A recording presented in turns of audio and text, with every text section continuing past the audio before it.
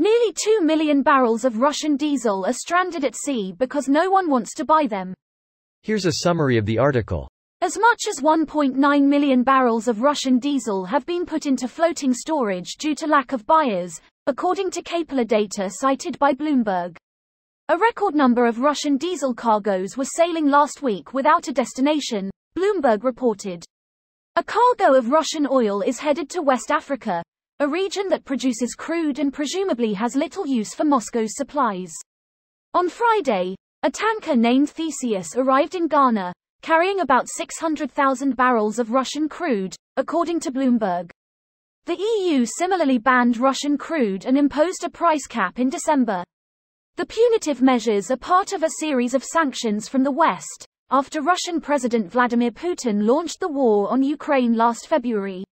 The embargoes and price caps are designed to keep Russian energy flowing to global markets while hitting the revenue the Kremlin can generate for its war efforts. This post received a score of 7,200, with an upvote ratio of 97%. Here are the top comments in response to this article. We're the pirates at when you need 'em. That was my thought. Additional supply to help reduce the market price for diesel. Russia loses all that revenue. Russia gets fucked because they're probably not insured, or if they are, they're gonna have a bad time moving forward. I gotta say, I like this. Privateering, you say? Fun fact, Ukraine has never signed any of the anti-privateering agreements, in fact, not that many currently existing countries have, so Zelensky could issue letters of marque if he wanted to. Exactly what 21st century commerce raiding would look like legally and socially is another question, because I don't think any modern legal systems are actually prepared to deal with it at all. Depends on who's backing them. Plus, the U.S. Constitution explicitly grants the U.S. government the right to issue letters of marque, to declare war, grants letters of marque and reprisal, and make rules concerning captures on land and water, so. Yeah, but most of the parties to the Paris Declaration are allied with the U.S. in opposing Russia, and they haven't been down with letters of marque since the mid-1800s. When even the seasons are against you. Gotta love how Russia gets continuously fucked on all fronts. You'd think global warming would be the one thing that Russia didn't have to worry about that much, but here we are. Actually, it's been fucking up Siberia for a while.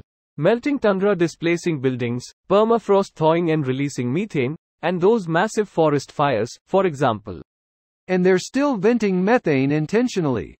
Unlike the common perception, which is apparently shared by Moscow, Russia will get totally butt-fucked by climate change.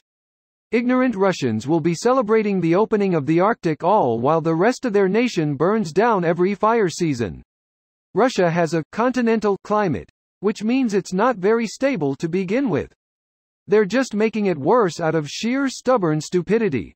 What if we turned the farmland into a desert and the desert into a temperate wasteland?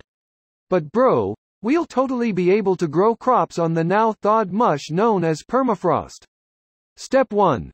Build floating, magical roads to newly thawed permafrost farmland. Step 2. Step 3. Profit. How much security do these boats have? Asking for a country friend.